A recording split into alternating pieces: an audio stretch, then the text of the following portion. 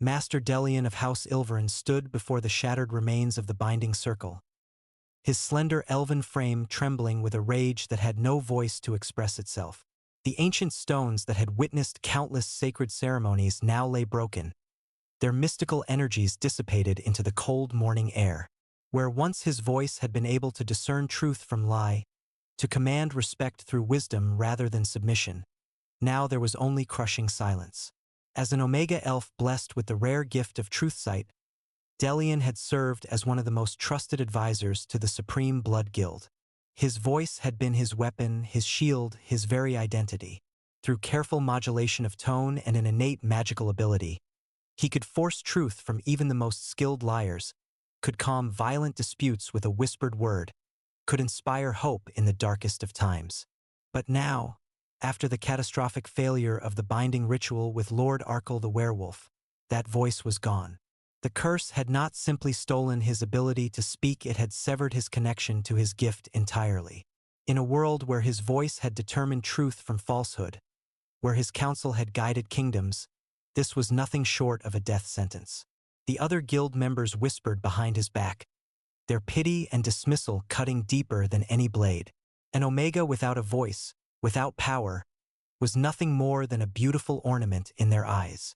Delian's fingers traced the silver collar around his throat, a physical manifestation of the curse that bound his vocal cords. The metal was cold against his pale skin, a constant reminder of his failure, of the choice he had made to trust Arkell with his heart and soul. The werewolf lord had been more than a political ally, he had been Delian's chosen mate, the one being in all the realms who had seen past his Omega status to the brilliant mind beneath. Or so Delian had believed. The memory of that night still burned in his mind like acid. The ritual chamber had been prepared with meticulous care, every rune carved with precision, every candle placed according to ancient tradition. The binding of souls was meant to be the most sacred of ceremonies, where two beings would merge their essences, their magic, their very existence into something greater than either could achieve alone. For an Omega and an Alpha to undergo such a ritual was rare, requiring not just love but absolute trust and perfect synchronization of their magical energies. Delian had stood in the center of the circle, his silver hair flowing like liquid moonlight, his emerald eyes bright with anticipation and love. He had worn robes of pure white silk, symbolic of his willingness to give himself completely to the bond. Arkell had stood opposite him, magnificent in his formal wear, his dark hair catching the candlelight, his golden eyes warm with what Delian had believed was matching affection. The ritual had begun beautifully. Their magic had started to intertwine, creating spirals of silver and gold light that danced between them. Delian had opened his heart completely, allowing his deepest emotions, his most vulnerable thoughts, to flow through the connection.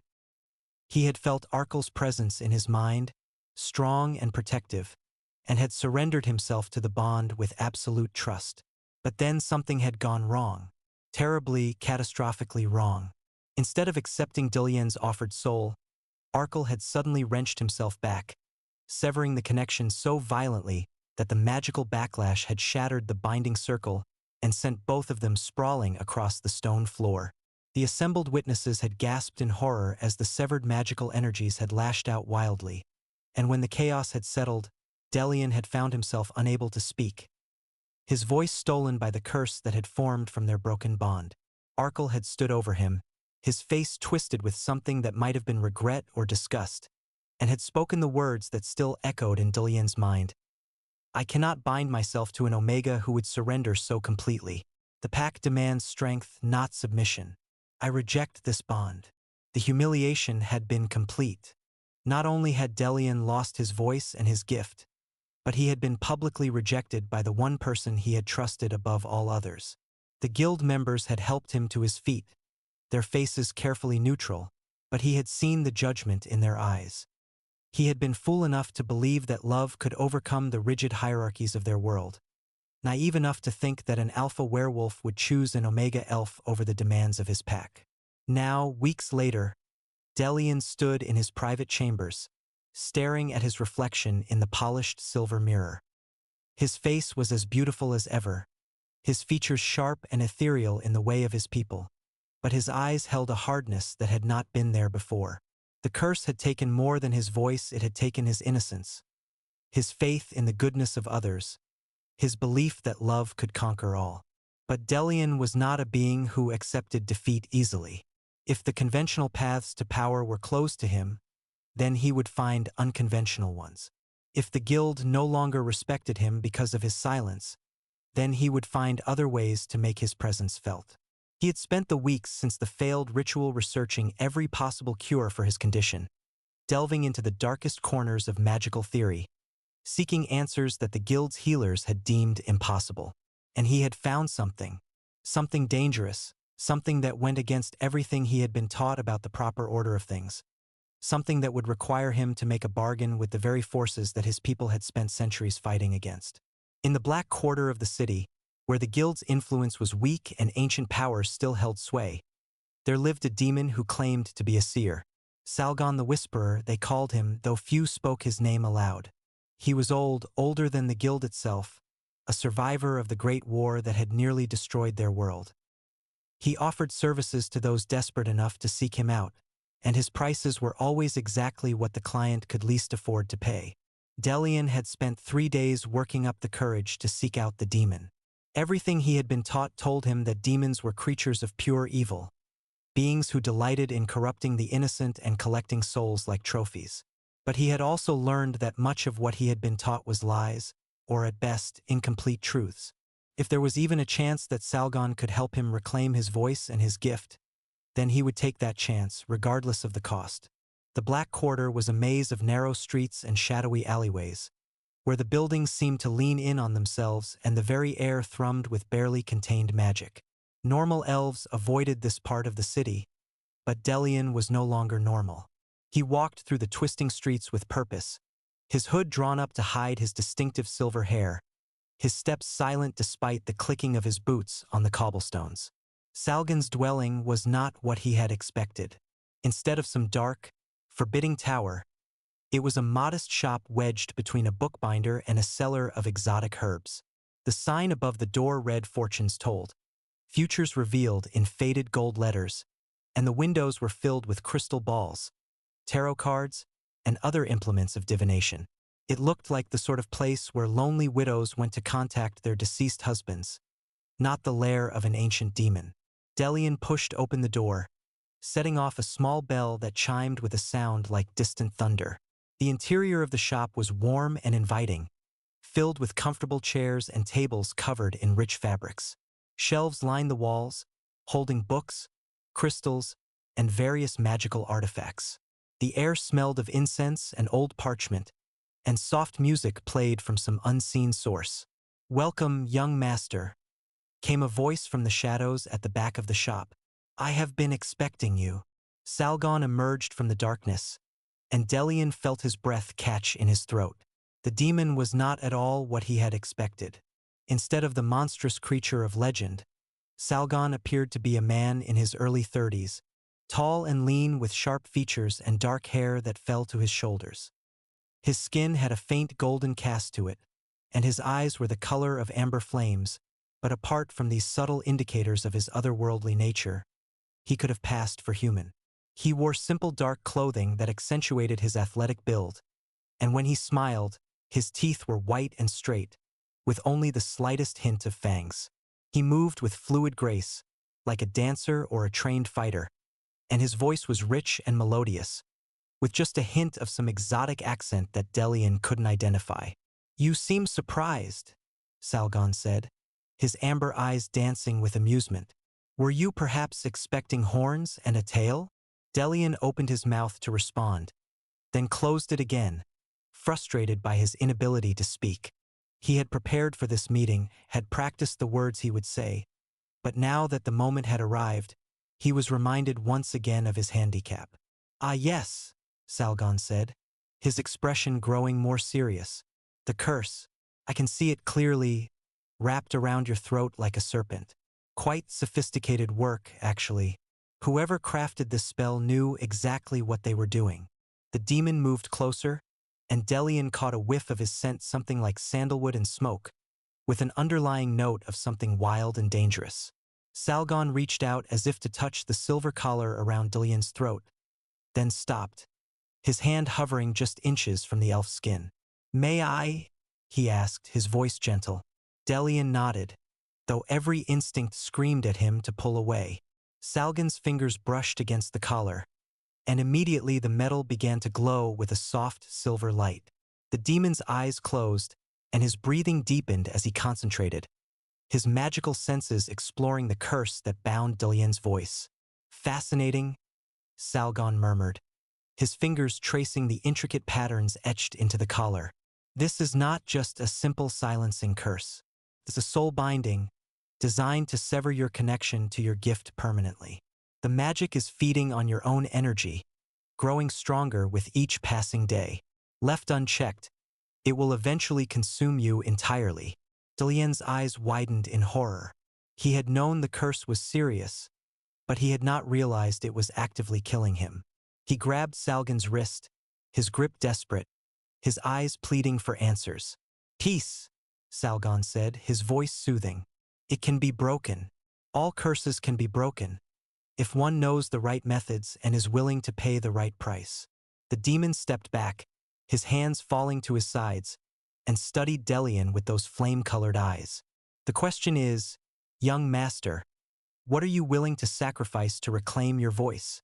Delian pulled out a small leather pouch from his robes and set it on the table between them. It contained his life savings, enough gold to buy a small estate, all that he had left after his fall from grace. Salgon glanced at the pouch, then shook his head with a rueful smile. "I'm afraid gold has little value to one such as myself," he said. "I deal in far more precious currencies. What I require from you cannot be bought with coin." The demon moved to one of the chairs and settled into it with fluid grace, gesturing for Delian to take the seat opposite him. "Tell me, Master Delian, what do you know of the old laws? The ones that governed our world before the guild rose to power." Delian frowned, unsure where this was leading. He had studied the ancient histories, of course, but much of the knowledge from before the Great War had been lost or deliberately suppressed. He held up his hands, gesturing helplessly to indicate his inability to answer. "Ah, but you can answer," Salgon said, his eyes gleaming. "You have hands, do you not? Intelligence, the ability to write, to gesture, to communicate in ways that do not require speech." The demon reached into a drawer and produced a piece of parchment and a quill, which he set in front of Delian. "Write your answer, young master. Show me that losing your voice has not robbed you of your wit." Delian took the quill, his hand trembling slightly as he began to write. The old laws, he penned in his elegant script, were based on the principle of equivalent exchange. Magic demanded balance, and those who sought to use it had to offer something of equal value in return. The more powerful the magic, the greater the price. "Excellent," Salgon said, reading over Delian's shoulder. "And what do you think would be the price for breaking a curse as complex as yours?" Delian's hand hesitated over the parchment. He had feared this question, had known that the answer would be something terrible, something that would cost him dearly. But what choice did he have? Without his voice, without his gift, he was nothing. He would rather die trying to reclaim his power than live as a shadow of his former self. "My soul," he wrote finally, the words stark and bold on the page. Salgon was quiet for a long moment, his fingers steepled before him, his amber eyes fixed on Delian's face. "Your soul would indeed be payment enough," he said finally. "But it would also be a waste. A soul consumed is a soul lost forever. And you, young master, have far too much potential to be simply devoured." The demon leaned forward, his voice dropping to a whisper. "I have a different proposal, one that will cost you dearly, but will not destroy you in the process." Delian's heart raced as he waited for Salgon to continue. "I will help you break the curse," the demon said. "But in exchange, you must serve as my shadow for 28 nights. You will accompany me wherever I go, observe whatever I do, and most importantly, you will ask no questions. You will maintain perfect silence not because you lack the ability to speak, but because you have sworn to remain mute." The irony was not lost on Delian. He would trade his forced silence for a chosen one, his curse for a voluntary vow. But at least at the end of 28 nights, he would have his voice back. There is one additional condition, Salgon continued, his eyes never leaving Dalian's face. If you break your vow of silence during those 28 nights, if you speak so much as a single word, then your soul will belong to me completely. The curse will become permanent, and you will be bound to serve me for eternity. Dalian's blood ran cold. The stakes were higher than he had imagined. Not only would he risk losing his soul, but he would be trapped in silence forever, unable to even attempt to find another cure. But what choice did he have? He could feel the curse growing stronger each day, could sense his very life force being drained away. In a few months, maybe less, he would be dead anyway. At least this way he had a chance. He picked up the quill and wrote a single word. Agreed. Salgon smiled, and for a moment, his human facade slipped, revealing something ancient and predatory beneath. Excellent. Then let us begin. Chapter 2. The Demon's Shadow. The first night of Dalian's service to Salgon was unlike anything he had expected. Instead of dark rituals or sinister schemes, the demon led him through the city's underground networks, visiting places that existed in the shadows between the official world and the criminal underworld. They went to gambling dens where fortunes were won and lost on the turn of a card, to private salons where the wealthy and powerful gathered to discuss matters they would never speak of in public, to midnight markets where exotic goods changed hands without questions asked. Throughout it all, Dalian remained silent, observing everything with the trained eye of someone who had spent years analyzing the subtle currents of power and influence. He watched as Salgon moved through these spaces with easy familiarity, greeting old acquaintances, making new contacts, always listening, always learning. The demon was not the crude monster of legend, but a sophisticated information broker, trading in secrets and favors rather than souls and suffering. But it was not just Salgon's activities that captured Dalian's attention. It was the demon himself. Away from the theatrical atmosphere of his shop, Salgon revealed himself to be intelligent, witty, and surprisingly principled. He helped a young woman escape from an abusive marriage, provided information that allowed a merchant to avoid a ruinous business deal, and even used his influence to ensure that a corrupt official was exposed and removed from office. "You seem surprised," Salgon said as they walked through the empty streets in the early hours of the morning. "Did you expect me to spend my evenings corrupting innocents and devouring babies?" Dalian shot him a look that clearly conveyed his thoughts on the matter. "Ah, but you cannot answer," Salgon said with a smile. "How frustrating that must be for someone accustomed to being heard. But perhaps it is good for you to experience the world from a different perspective. You spent so many years as the voice of authority that you may have forgotten what it feels like to be powerless." The comment stung, but Dalian had to admit there was truth in it. As an advisor to the guild, he had become accustomed to having his words carry weight, to being able to influence events through the force of his personality and the power of his gift. Now, reduced to silence, he was forced to observe rather than participate, to understand rather than command. As the nights passed, Dalian found himself learning more about the hidden workings of their world than he had ever known existed. Salgon introduced him to a network of informants and allies that stretched across multiple realms, beings who had been cast out from their own societies and had found common cause in their shared exile. There were other demons, of course, but also rogue mages, fallen angels, shapeshifters, and even a few elves who had rejected the rigid hierarchies of their people. "We are the discarded," Salgon explained on the seventh night as they sat in a tavern that existed in the spaces between dimensions. "The unwanted, the inconvenient, the ones who ask too many questions or love the wrong people. But we are also free in ways that those who remain within the system can never be." Dalian found himself nodding in agreement. His own fall from grace had been painful, but it had also opened his eyes to the limitations of the world he had once served. The guild spoke of honor and justice, but their actions were often guided by politics and prejudice. They preached the importance of all beings, but their hierarchy clearly favored some over others. It was on the 10th night that they encountered Arkell. Dalian and Salgon had been visiting an underground fighting ring, where warriors from various realms competed in brutal matches for the entertainment of the wealthy. The fights were technically illegal, but the guild turned a blind eye as long as the right palms were greased and the violence stayed contained. Salgon had business with one of the organizers, a vampire who owed him a favor from decades past. They had just concluded their meeting when a commotion erupted from the main fighting pit. A new challenger had entered the ring, and the crowd was going wild. Delian pushed through the press of bodies to get a better view, and his heart stopped when he saw who was fighting.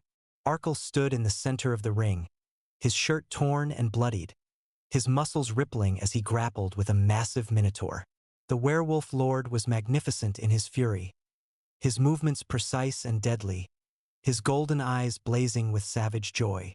He had always been a skilled fighter, but there was something different about him now, something darker and more desperate. As Delian watched, Arkell managed to get behind his opponent and apply a chokehold that brought the minotaur to his knees. The crowd roared its approval, and money changed hands as bets were settled. But Arkell did not acknowledge the cheers. Instead, his eyes swept the crowd, and for a moment, they locked with Delian's. The recognition was instantaneous and devastating. Arkell's face went pale, and he stumbled slightly, his grip on the minotaur loosening. The brief distraction was all his opponent needed. The minotaur broke free and spun around, his massive fist connecting with Arkell's jaw and sending the werewolf sprawling.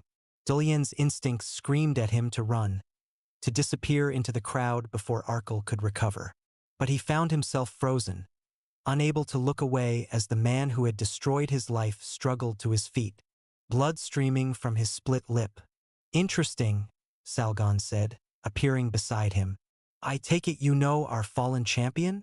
Delian's jaw clenched, but he remained silent, bound by his vow. Salgon's amber eyes studied his face with obvious interest. "He's the one, isn't he?" the demon continued. "The one who broke your heart along with your voice. Lord Arkell of the Echo clan, if I'm not mistaken. I heard he had fallen from grace as well. Rumor has it he refused to follow his pack's orders regarding some matter of breeding rights." The words hit Delian like a physical blow. Breeding rights, of course. He had been naive to think that Arkell's rejection had been about anything as simple as personal preference. The werewolf's pack had undoubtedly demanded that he choose a mate who could produce strong offspring, someone whose bloodline would strengthen their clan rather than dilute it. An Omega elf, no matter how gifted, would never be acceptable to werewolf nobility. Arkell had managed to defeat the minotaur, but the victory had cost him dearly. He was moving slowly, favoring his left side, and there was something in his posture that spoke of deeper wounds than the physical ones. As he left the ring, he caught sight of Delian again, and this time he pushed through the crowd toward them. "Delian," he said, his voice rough with emotion. "I didn't expect to see you here." Delian's throat burned with the need to speak, to demand explanations, to rage at the man who had destroyed his life. But he remained silent, his hands clenched at his sides. "Still not speaking?" Arkell said, his golden eyes taking in the silver collar around Delian's throat. "I heard about the curse. I'm sorry. I never meant for things to go so far. Sorry." The word was like salt in an open wound. Delian's eyes blazed with fury, but he kept his mouth firmly shut. "You're wasting your time," Salgon said, his voice cutting through the tension. "The young master has taken a vow of silence. He cannot speak, even if he wanted to." Arkell's gaze shifted to the demon, and his expression hardened. "And you are?" "Salgon," the demon replied with a slight bow. "I am Master Delian's current employer, and you, I believe, are the reason he requires my services." The werewolf's face flushed with anger. "I don't know what lies you've been telling him, demon, but I haven't told him anything," Salgon interrupted smoothly. "I have no need to poison his mind against you. Your own actions have accomplished that quite effectively." Arkell took a step forward, his hands beginning to shift into claws. "Watch your tongue, hellspawn, or I'll rip it from your throat." Now, Salgon said, his voice remaining calm despite the threat. "Violence is so crude, don't you think? Besides, we're in a public place. Surely even a fallen werewolf lord has some sense of propriety." The words hit their mark. Arkell's face went white, and his hands returned to normal. Fallen, he repeated, his voice barely above a whisper. Yes, I suppose that's what I am now.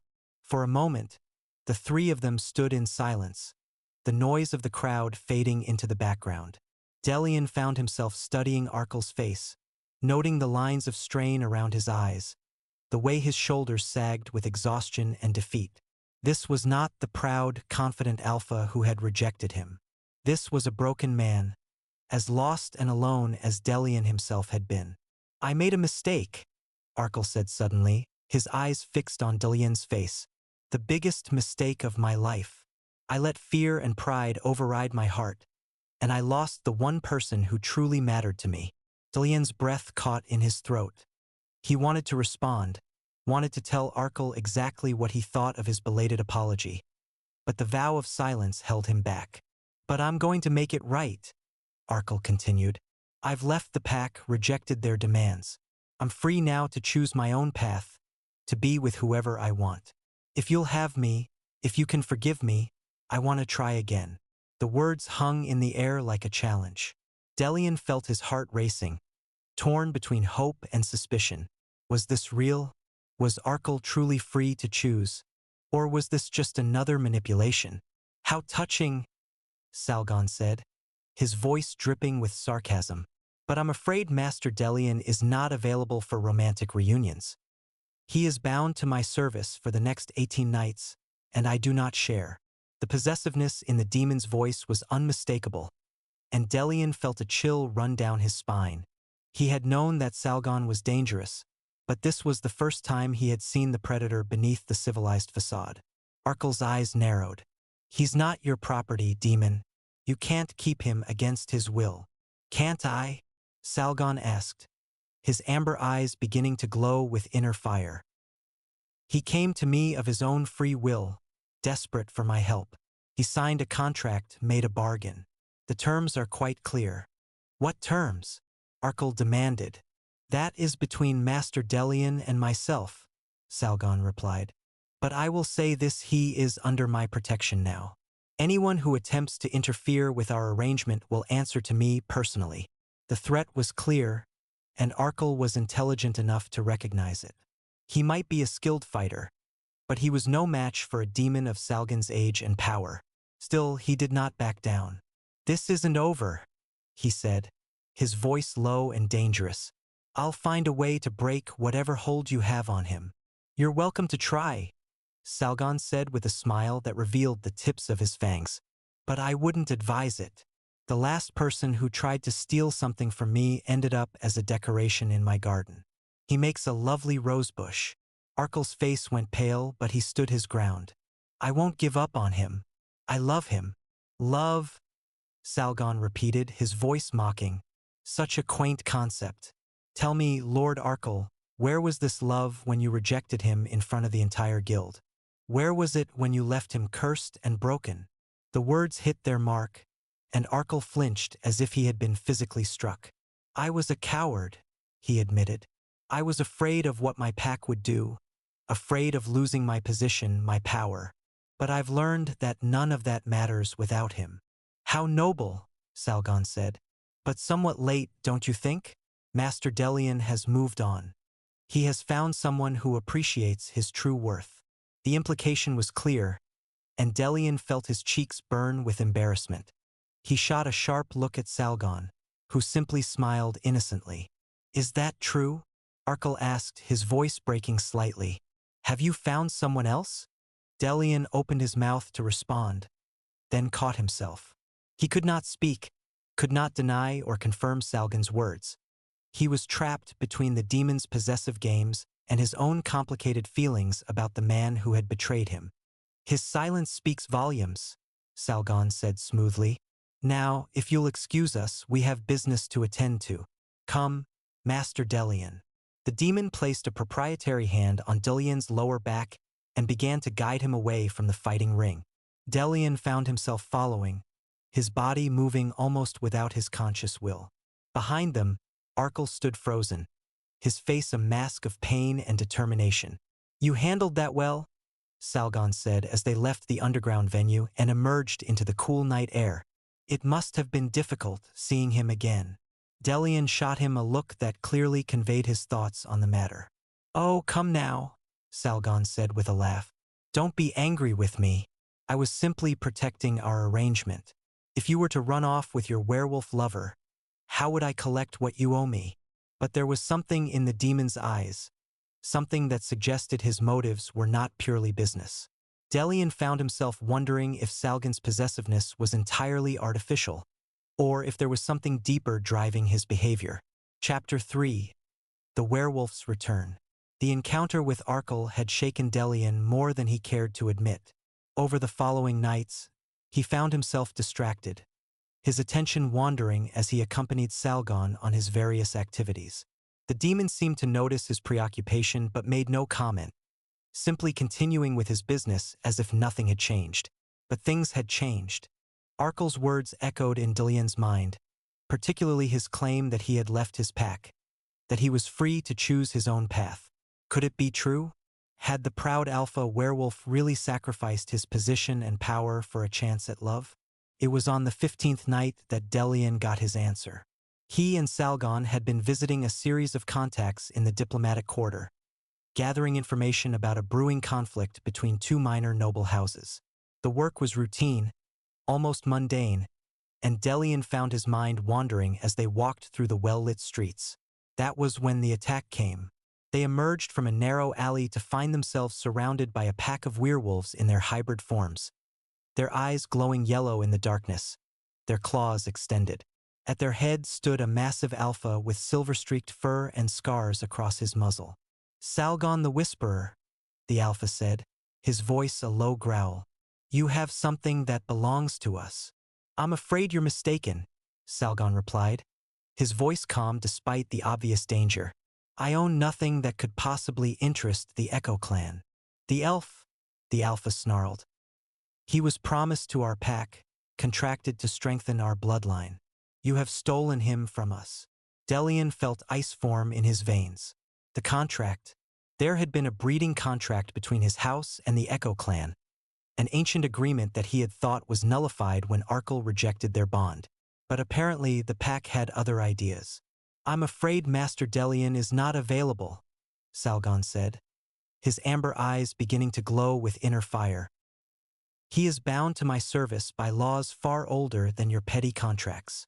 "Demon laws have no power here," the alpha replied. "Stand aside, or we will take him by force." Salgon's smile was sharp and predatory. "You are welcome to try." The battle that followed was brutal and one-sided. Salgon's power was devastating, his magic tearing through the werewolf pack like a hurricane through wheat. Fire and shadow erupted from his hands, and the very air around him seemed to writhe with malevolent energy. The werewolves fought bravely, but they were no match for a demon of his caliber. In moments, half the pack was down, their bodies broken and bleeding. The alpha himself was on his knees, his fur singed and smoking, his yellow eyes wide with terror. "Please," he gasped. "We were only following orders. The clan elders, they said the contract was still valid." "Then perhaps you should have chosen better elders," Salgon replied, raising his hand to deliver the killing blow. That was when Arkell appeared. The werewolf lord came out of nowhere, moving with inhuman speed, his own hybrid form magnificent and terrible. But instead of attacking Salgon, he placed himself between the demon and his former pack leader. "Enough," he said, his voice carrying the authority of an alpha despite his exile. "This ends now." The remaining werewolves stared at him in shock. "Arkell," one of them breathed. "You came back." "I came to stop a massacre," Arkell replied, his golden eyes never leaving Salgon's face. These wolves were following orders, acting on information they believed to be true. Don't punish them for the failures of their leaders. Salgon's power continued to crackle around him, but he did not strike. "And why should I show mercy to those who would steal what is mine?" "Because I'm offering you a trade," Arkell said. "Me for them. Let the pack go, and I'll take their place as your prisoner." The offer stunned everyone present. Delian felt his heart stop as he realized what Arkell was proposing. The werewolf was willing to sacrifice himself to save his former pack, even though they had cast him out. Interesting, Salgon said, his head tilted in consideration. But what makes you think you're worth more than an entire pack of werewolves? Because I'm the one who broke the contract, Arkell replied. I'm the one who rejected the bond and caused this mess.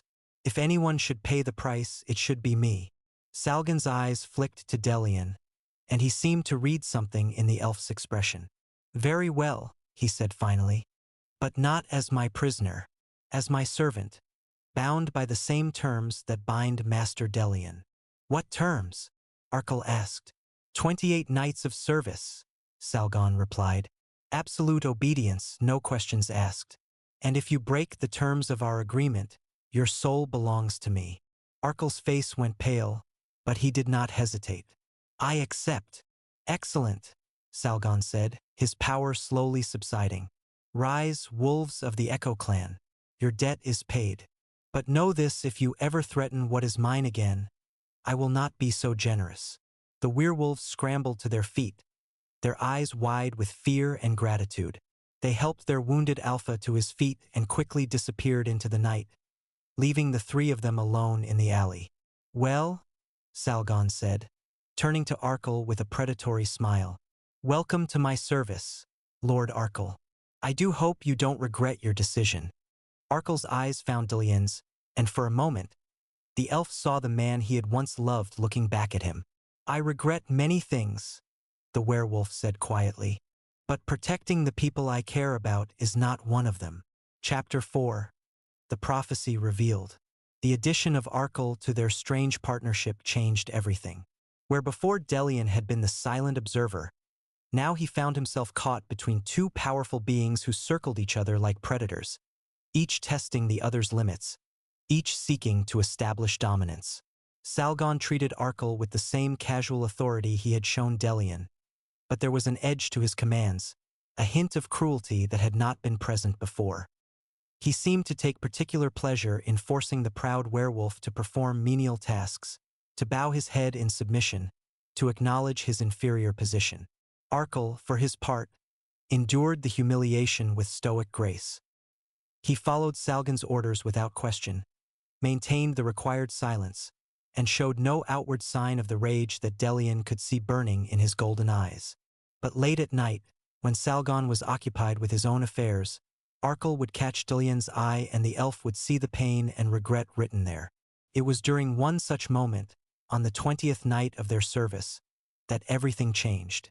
They had been following Salgon through the ancient library that existed beneath the city, a repository of knowledge that predated the guild by centuries. The demon had been researching something, pulling ancient tomes from the shelves and poring over texts written in languages that had been dead for millennia. Fascinating, Salgon murmured, his finger tracing a passage in a book bound in what looked like dragonhide. It seems the old prophecies were not as metaphorical as I had believed. He looked up at his two companions, his amber eyes gleaming with excitement. Tell me, have either of you heard of the prophecy of the Three Bloods? Delian frowned, searching his memory. The name was familiar, something from his advanced studies in ancient history, but the details were hazy. Arkell simply shook his head. Allow me to enlighten you, Salgon said, his voice taking on the cadence of a scholar. According to the prophecy, there will come a time when the barriers between the realms grow thin, when the old powers stir and threaten to break free. In that time, three beings will emerge: Omega, Demon, and Alpha, bound together by fate and choice, capable of either destroying the Empire or saving it. He gestured to the three of them with obvious meaning. An Omega elf, a demon, and an Alpha werewolf. Rather fitting, don't you think? Delian's blood ran cold. He had heard rumors of such prophecies, ancient warnings about the end times, but he had never imagined that he might be personally involved in such cosmic events. The text goes on to say that these three will be marked by great loss and betrayal, that they will find each other in the darkness and choose to stand together against the coming storm, Salgon continued. It also mentions that they will be hunted by those who fear change, who prefer the old ways of division and hierarchy. As if summoned by his words, the sound of footsteps echoed through the library. Heavy boots on stone, moving with military precision. Lots of them. It seems our reading time is at an end, Salgon said, closing the book with a snap. The guild has found us. They emerged from the depths of the library to find themselves surrounded by guild soldiers, their weapons drawn, their faces grim with determination. At their head stood a figure that made Delian's heart sink, Grand Master Theron, the head of the guild's enforcement division and one of the most powerful mages in the Empire. Salgon the Whisperer, Theron said, his voice carrying the authority of centuries. You are under arrest for kidnapping, corruption, and conspiracy against the Empire. Kidnapping? Salgon said, his voice mild with amusement. I'm afraid you've been misinformed, Grand Master. My companions are here of their own free will. Bound by demon contracts, Theron replied. Hardly the same thing. Master Delian, Lord Arkell, step away from the creature. You are under the protection of the guild. Delian felt his throat constrict. This was his chance to escape, to return to his old life, to find another way to break the curse that bound his voice.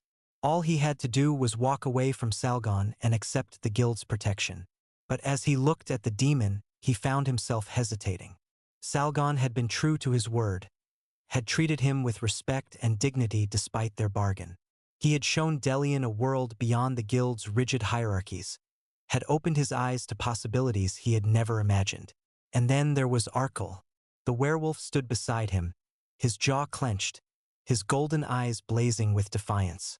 He had sacrificed everything to protect his former pack, had bound himself to a demon's service to save lives. Could Delian really abandon him now? I'm waiting, Theron said, his patience clearly wearing thin. Choose quickly, before I decide that you are willing accomplices rather than victims. Delian made his choice. Instead of stepping toward the guild soldiers, he moved closer to Salgon, his hand coming to rest on the demon's arm. The gesture was subtle, but its meaning was clear. Arkell's eyes widened in surprise, then filled with something that might have been hope. He too stepped forward, placing himself between Salgon and the guild soldiers. How disappointing, Theron said, his voice cold with disapproval. It seems the corruption runs deeper than we thought. Very well. If you will not come willingly, then you will come by force. The battle that followed was chaos. Guild soldiers poured into the library from every direction, their weapons gleaming with enchanted steel and crackling with magical energy. Salgon's power erupted like a volcano, filling the air with fire and shadow, while Arkell shifted to his hybrid form and began tearing through the ranks of attackers with claws and fangs. But they were vastly outnumbered, and the guild soldiers were skilled and well-equipped. Gradually, inevitably, they began to be pushed back, their defensive circle growing smaller with each passing moment. It was then that Delian felt something stirring within him. The curse that had bound his voice for so long began to loosen, not breaking entirely, but allowing him to speak a single word. A word of power, a word that would change everything. Enough, he shouted, his voice ringing through the library like a bell. The word hit the battling forces like a physical blow, freezing them in place. For a moment, the only sound was the echo of his voice, the first word he had spoken in over a month. The prophecy, Salgon breathed, his amber eyes wide with awe. It's beginning. Grand Master Theron's face was pale with shock. Impossible. The curse should have silenced you permanently. Some bonds are stronger than curses, Delian said, his voice growing stronger with each word. Some powers cannot be contained by the fears of others. He looked around at the assembled soldiers, at the guild's representatives, at the symbols of the old order that had cast him out. You call this creature corruption, he said, gesturing to Salgon. You call our bond unnatural. But what is more unnatural, the love that chooses to bridge differences, or the hatred that seeks to destroy what it cannot understand? Pretty words, Theron said, his composure returning. But words will not save you. You have violated the laws of the Empire, consorted with demons, abandoned your duties. You will face judgment. Then we will face it together, Arkell said, his voice rough from his transformation. All three of us. Together, Salgon agreed, his power swirling around them like a protective cloak. The Grand Master's eyes narrowed. So be it. But know this, your defiance will not go unpunished. The guild has ways of dealing with those who reject the natural order. With that, he and his soldiers began to withdraw, their weapons still drawn, their eyes never leaving the three figures who stood united against them. This is not over, Theron called as they reached the library's exit. We will find you, and when we do, you will answer for your crimes. And then they were gone, leaving the three of them alone in the wreckage of the ancient library. Well, Salgon said, surveying the damage with obvious regret. That could have gone better. My voice, Delian said, his hand moving to his throat. The collar is gone. Indeed, the silver band that had bound his neck for so long had vanished, leaving only smooth skin behind. But more than that, he could feel his gift stirring, his power returning like a tide rushing back to shore. The curse is broken, Salgon said, his voice filled with wonder. But how? Our contract still has 8 nights remaining. The contract was based on the assumption that I was powerless, Delian said, his mind racing as he worked through the implications. But if the prophecy is true, if we are truly the Three Bloods, then our bond transcends any simple bargain. You're saying we're connected by fate? Arkell asked, his golden eyes searching Delian's face. I'm saying we're connected by choice, Delian replied. The prophecy may have brought us together, but we chose to stand together. That choice has power, more power than any curse or contract. Salgon was quiet for a long moment, his amber eyes thoughtful. If that's true, he said finally, then we are all in more danger than I realized. The guild will not simply let us go. They will hunt us to the ends of the earth. Then we had better make sure they don't catch us, Delian said, his voice filled with a determination that surprised even him. We need to find somewhere safe, somewhere we can figure out what the prophecy really means and how to fulfill it. I know a place, Arkell said quietly, the Forgotten Citadel in the Shadowlands. It's been abandoned for centuries, but it's defensible, and it's far from the guild's reach. The Shadowlands? Salgon raised an eyebrow. That's demon territory, rather dangerous for mortals. Good thing we're not exactly mortal anymore, Delian said, looking between his two companions. If we're truly the Three Bloods, then we're something new, something that transcends the old categories. Something that terrifies those in power, Arkell added. Then we'd better learn to use that fear, Delian said, his voice hard with resolve. Because if the guild wants a war, they're going to get one. Chapter 5, The Forgotten Citadel. The journey to the Forgotten Citadel took them through landscapes that existed at the borders of reality, where the boundaries between the mortal realm and the demon dimensions grew thin. The Shadowlands were a place of perpetual twilight, where the sun never fully rose and the darkness never completely fell.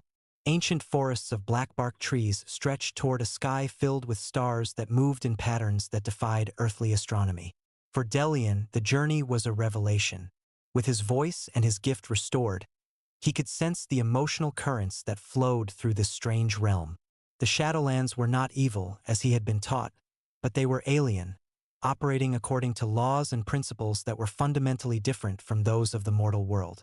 It's beautiful, he said as they crested a hill and saw the citadel rising before them like a mountain carved from obsidian. Terrifying, but beautiful. That's the Shadowlands for you, Salgon said, his voice carrying a note of nostalgia. I spent many years here during the war. It was one of the few places where demons and mortals could work together without the guild's interference.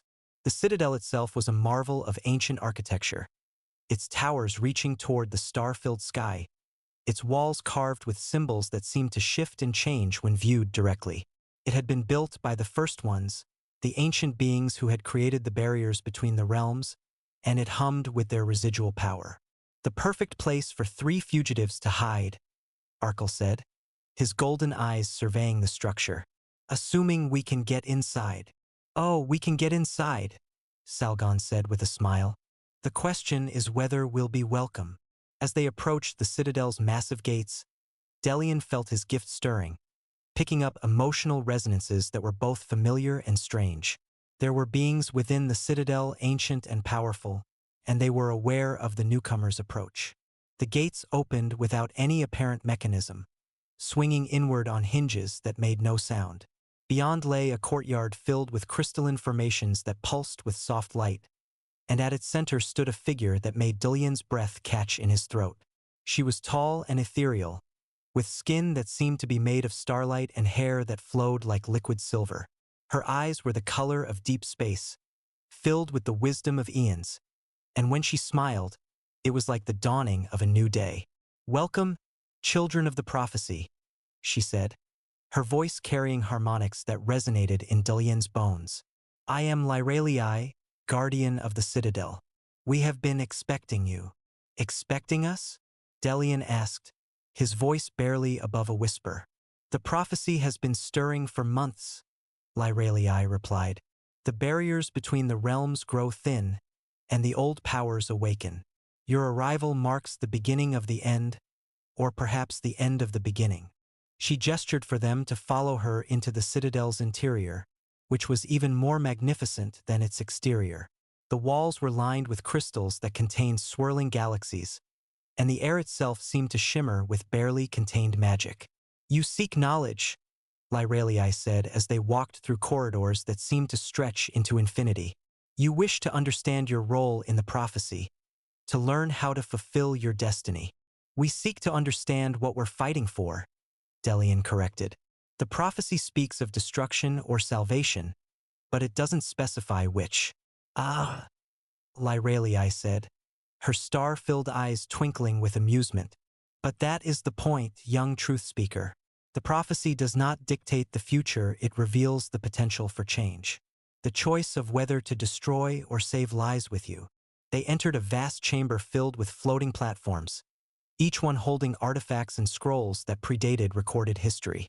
At the center of the room stood a pedestal, and upon it rested a crystal sphere that pulsed with inner light. "The seal of emptiness," Lyralii said, her voice filled with reverence. "One of the 3 great artifacts created by the first ones. It has the power to break any curse, to sever any bond, to restore what was lost." Delian stepped closer to the sphere, feeling its power calling to him. "What's the price?"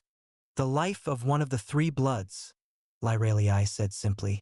"The artifact requires a willing sacrifice, someone who will give their life to power its magic." The words hung in the air like a death sentence. Delian felt his heart sink as he realized what she was saying. They could break the curse that bound his voice permanently, could free themselves from the guild's pursuit, but only at the cost of one of their lives. "There has to be another way," Arkell said, his voice tight with emotion. "Some other path." "Perhaps," Lyralii said, "but every path requires sacrifice. The question is what you are willing to give up to achieve your goals." "What if we don't use the artifact?" Salgon asked. "What if we choose to face the future with our curses and bonds intact?" "Then you will be hunted until the end of your days," Lyralii replied. "The guild will never stop pursuing you, and eventually, they will find you. You may win a few battles, but you cannot win the war." "Unless we change the rules of the game," Delian said slowly, an idea beginning to form in his mind. "What if we don't destroy the artifact? What if we use it to create something new?" Lyralii's eyes widened with surprise. "Explain." "The seal of emptiness breaks curses and severs bonds," Delian said, his voice growing stronger as his idea took shape. "But what if we used it to break the curse of division itself?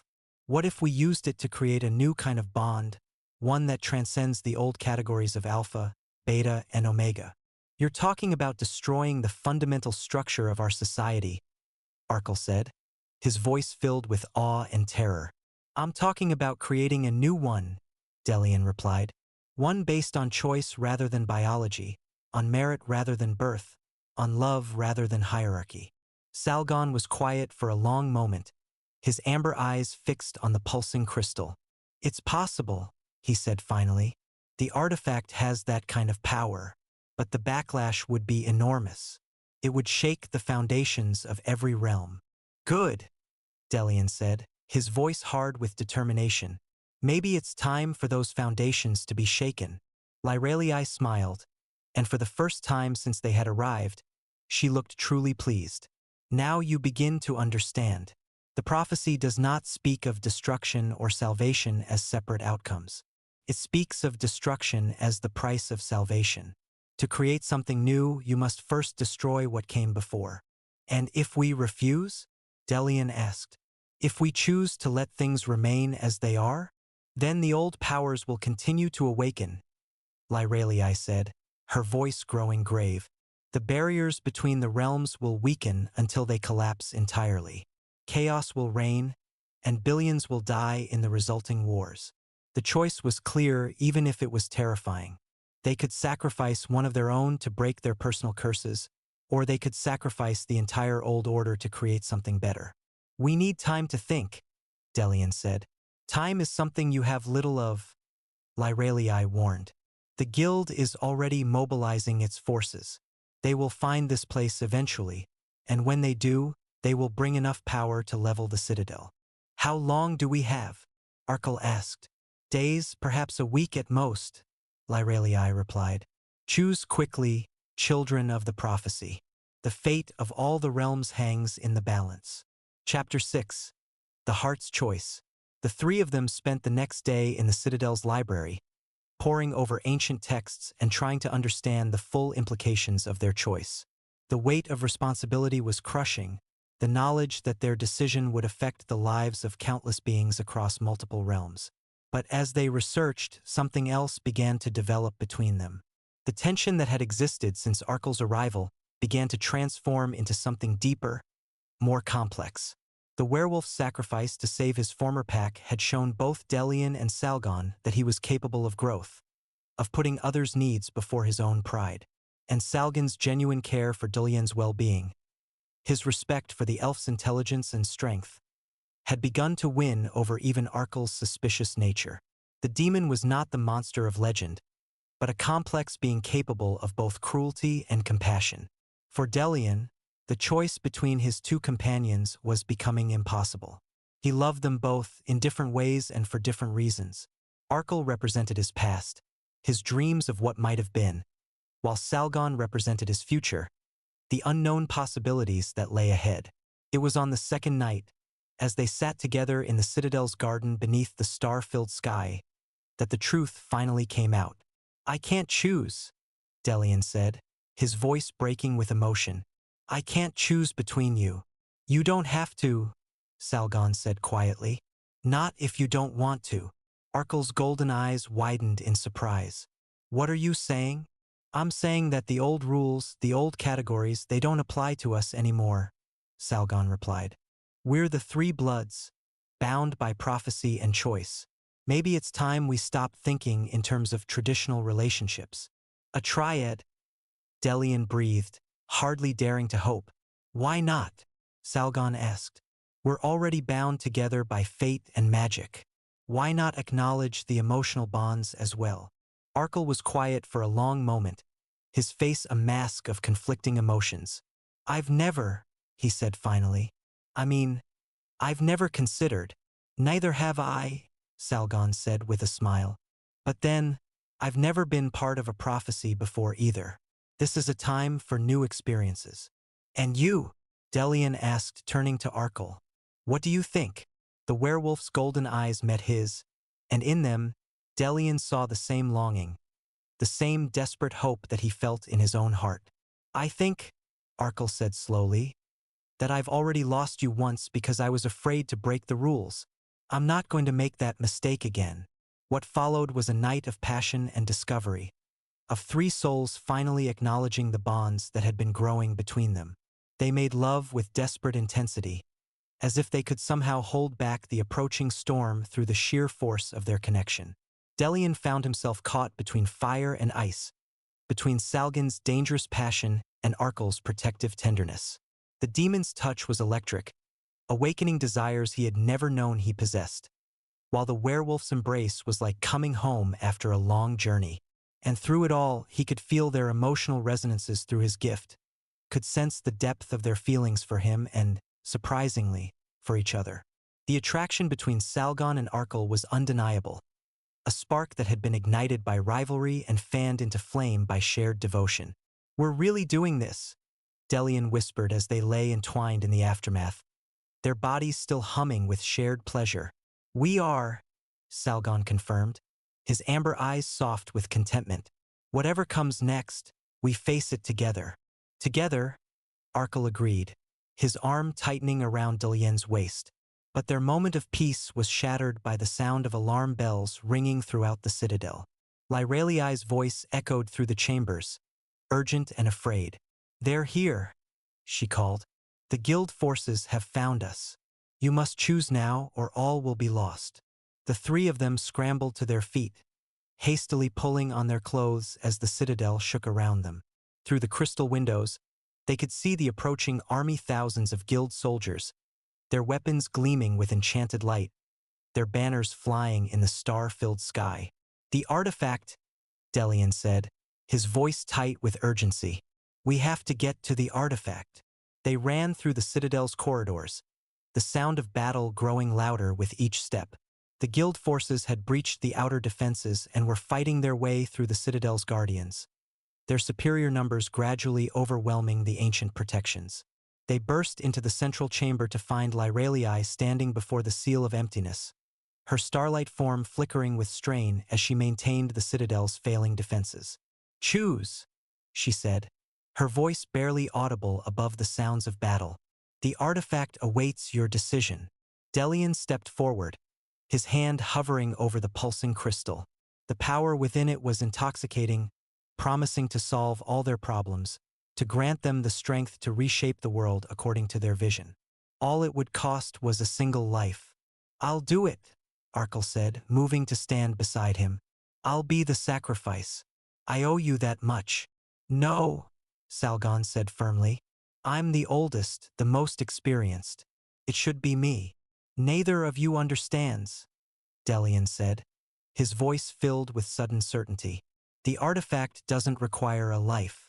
It requires a choice, a willing sacrifice of what we value most." He turned to face his companions, his green eyes blazing with determination. "I choose to sacrifice the old ways, the old hierarchies, the old hatreds. I choose to create something new, something better." With that, he grasped the seal of emptiness with both hands. The world exploded into light. Chapter 7: The New Dawn. The explosion of power that erupted from the seal of emptiness shook the very foundations of reality. The artifact's magic raced outward like a wave, washing over the citadel, the Shadowlands, and beyond, reaching into every realm, every dimension, every corner of existence. The guild soldiers who had been storming the citadel stopped in their tracks, their weapons falling from nerveless fingers as the wave of transformation passed through them. The rigid categories that had defined their existence, Alpha, Beta, Omega, the hierarchies that had shaped their world for millennia, began to dissolve. Delian felt the change happening within himself as well. His Omega nature, the submissive instincts that had been bred into his bloodline for generations, began to fade. In their place, he felt something new emerging, a sense of balance, of choice, of the freedom to define himself according to his own will rather than biological imperatives. But the transformation was not without cost. The backlash of breaking such fundamental magical laws was enormous, and he felt his life force being drained away, his consciousness beginning to fade. "Delian!" Arkell's voice seemed to come from very far away. Strong hands caught him as he fell, and he found himself looking up into golden eyes filled with terror and love. "Stay with me," Arkell whispered. "Don't you dare leave us now." "The price?" Delian gasped, his voice barely audible. "The artifact demanded a price." "Then we'll pay it together," Salgon said, his hands glowing with demonic power as he poured his own life force into Delian's failing body. "All of us, together." Arkell joined him, his werewolf healing abilities flowing into Delian, the three of them forming a circle of shared power and mutual support. The drain on the artifact was enormous, but somehow, together they managed to survive it. When the light finally faded, they found themselves lying on the crystal floor of the chamber, exhausted but alive. Around them, the citadel was silent, the sounds of battle replaced by an eerie quiet. "Is it over?" Delian asked, his voice hoarse.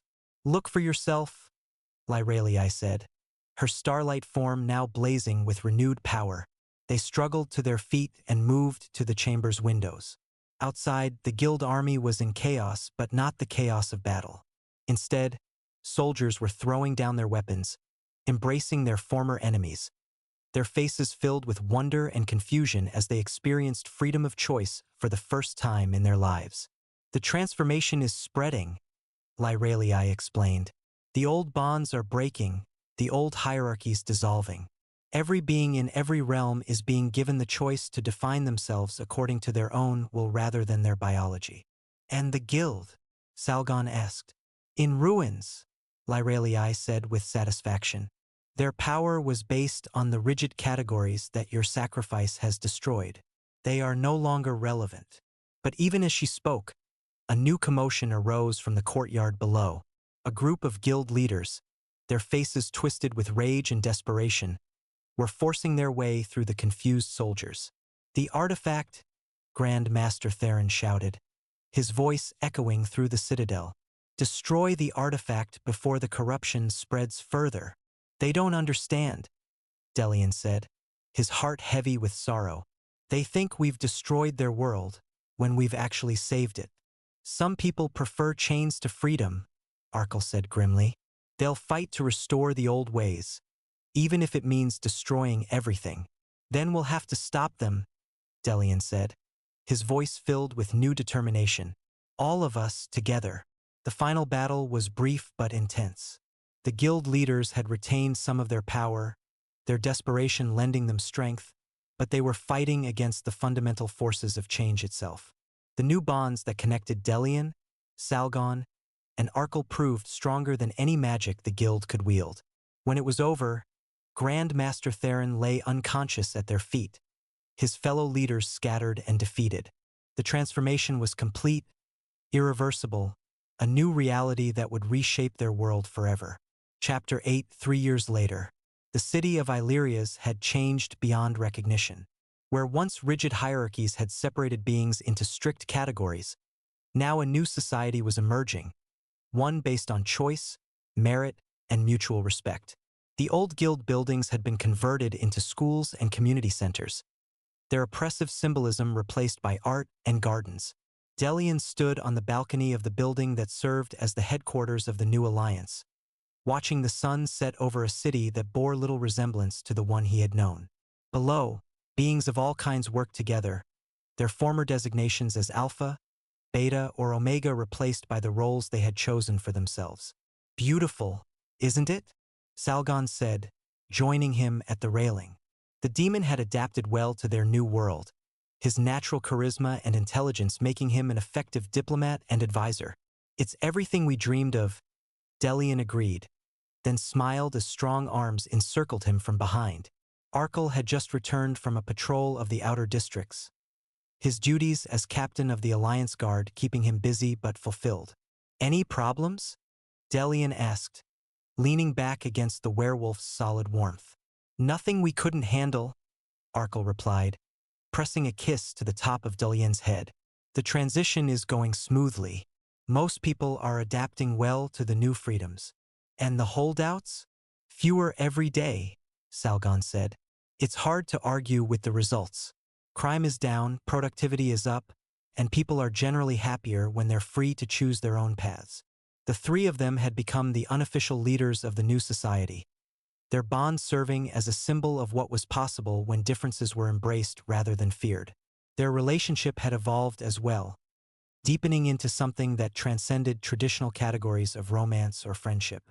"Have you given any thought to the proposal?" Arkell asked, his voice carefully neutral. Delian smiled, knowing exactly what he was referring to. A group of scholars had approached them with a request to document their story, to create a record of how the old world had ended and the new one had begun. "I think it's important," he said. Future generations should know what we sacrificed to give them their freedom. And what we gained in return, Salgon added, his amber eyes warm with affection. As the stars began to appear in the darkening sky, Delian felt a deep sense of contentment settle over him. They had paid a tremendous price for their new world, had sacrificed everything they had known for the chance to create something better. But looking at the city below, at the faces of beings who were free to choose their own destinies, he knew it had been worth it. No regrets? He asked, the question directed at both of his companions. None, Arkell said firmly. Only that it took us so long to find each other, Salgon added. Delian nodded, his heart full. They had begun as strangers, brought together by prophecy and desperation. They had become lovers, partners, and finally, something entirely new, a bond that transcended all the old categories, all the old limitations. The future stretched before them, uncertain but full of possibility. There would be challenges, conflicts, setbacks, and sorrows. But they would face them together, as they had faced everything else. And in the end, that was all that mattered. The prophecy had spoken of three bloods, of destruction and salvation, of choices that would reshape the world. It had not spoken of love, of the bonds that could form between the most unlikely beings, of the power that came from choosing to stand together against the darkness. But perhaps that was the most important prophecy of all. As the night deepened and the city settled into peaceful sleep, the three of them remained on the balcony, watching over the world they had helped to create. Tomorrow would bring new challenges, new opportunities, new chances to build something better. But tonight, they were content to simply be together, three souls who had found in each other everything they had ever searched for. The old world was dead, and the new one was just beginning. And they would face it together as they always had, as they always would. Forever.